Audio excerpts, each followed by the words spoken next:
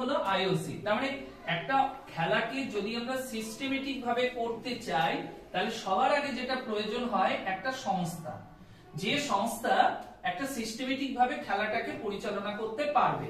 তুমি আজকে দেখো অলিম্পিক বললে আইওসি, ফুটবলের বললে ফিফা, ক্রিকেটের বললে আইসিসি, বুঝা গেছে, হকি সংগঠনের বললে এফআইএইচ, প্রত্যেকটা অর্গানাইজেশনের এশিয়ান গেমস বললে আমরা বলি কি এএফসি নয়, ওটা আলাদা জিনিস, এএফসি কাপ আলাদা।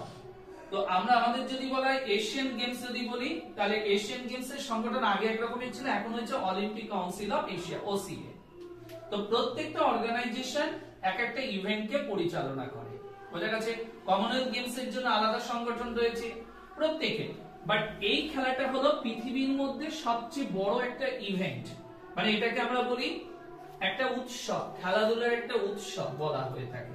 তো এই আইওসি ইন্টারন্যাশনাল অলিম্পিক কমিটি কবে গঠন হয়েছিল? 1894 তে এটা তৈরি হয়। এবং এই আইওসি তৈরি হওয়ার পর, ঠিক আছে, তাহলে এদের যদি বলি সদর দপ্তর কোথায় ছিল, হেডকোয়ার্টার, তাহলে এদের হেডকোয়ার্টার ছিল লোসেন, LAUSANNE, লোসেন, সুইজারল্যান্ড, এখানে এদের সদর দপ্তর। আর এই আইওসি তৈরি হওয়ার পর প্রথম যারা খেলাটা শুরু করলো সেটাকেই আমরা কি অলিম্পিক বলছি? Modern Olympic. এবং এটা কবে শুরু হলো? 1896 সালে। এবং এটা কোথায় হয়েছিল? গ্রিসের এথেন্স শহরে প্রথম যে অলিম্পিকটা শুরু হলো সেটাকে আমরা বলছি কি অলিম্পিক? Modern Olympic. তাহলে আমাদের যদি কোশ্চেন করে আধুনিক অলিম্পিক কবে হয়েছে? 1896 তে মডার্ন অলিম্পিক শুরু হয় এবং এটা কোথায় হয়েছিল? এথেন্সে হয়েছিল। তাহলে অ্যানসিয়েন্ট অলিম্পিক যেটা আমরা এখানে উল্লেখ করলাম, তাহলে এটা কোথায় হয়েছিল? গ্রিসের অলিম্পিয়া শহরে প্রথম এই খেলাটা আমাদের শুরু হয়। এটা অলিম্পিয়া, অ্যানসিয়েন্ট সিটি অলিম্পিয়া, আর এটা হয়েছিল এথেন্সে, যেটা 1896 তে মডার্ন অলিম্পিক। এবার এই যে বন্ধ হয়ে যাওয়া অলিম্পিকটাকে পুনরায় চালু করবার জন্য আমি কি বললাম, যে ব্যক্তি এটা শুরু করেছিল সেই ব্যক্তির নামটা আমরা কি বললাম? সেই ব্যক্তির নামটা বললাম ব্যারন পিয়েরে। সেই ব্যক্তির নামটা কি বললাম? ব্যারন পিয়েরে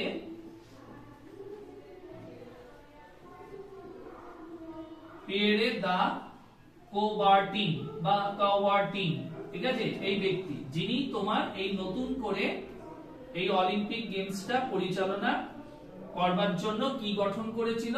আইওসি গঠন করেছিল। আর এনাকেই আমরা কি বলি? এনাকেই আমরা বলি আধুনিক অলিম্পিকের জনক বলা হয়। পাশে লিখে রাখবে ফাদার অফ, এটা আমাদের পরীক্ষার কোশ্চেন ছিল, ফাদার অফ মডার্ন অলিম্পিক, অর্থাৎ আধুনিক অলিম্পিকের জনক যদি বলে তাহলে আনসার কি আসবে? এই ব্যক্তিকে আমরা বলবো। বোঝা গেছে? তাহলে আধুনিক অলিম্পিকের জনককে বললাম। আইওসি কবে গঠন হলো?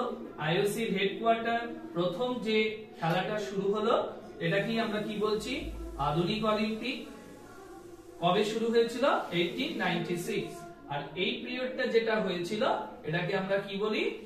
অ্যানসিয়েন্ট অলিম্পিক, বা যেটাকে আমরা বলছি প্রাচীন অলিম্পিক গেমস। বোঝা গেল?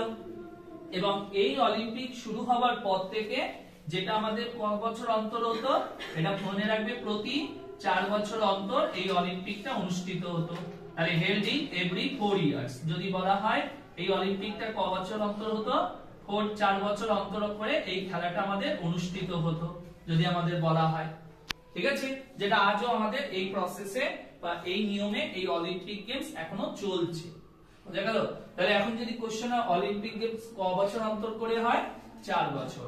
এবার মাঝে মধ্যে কিছু একটু কোন সাময়িক পরিবর্তন হতে পারে, যেমন আমি বললাম 2016 তে অলিম্পিক হয়েছিল, তারপরে 2020 তে হওয়া উচিত ছিল, তারপরে 20 তে দেখবে হয়নি, তার পরিবর্তে কবে হয়েছে? 21-এ, কারণ কোভিড এর জন্য অলিম্পিক পিছিয়ে গিয়েছিল।